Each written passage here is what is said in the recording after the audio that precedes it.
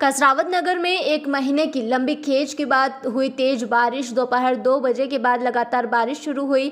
बारिश होने से किसानों के चेहरे पर मुस्कान आई है।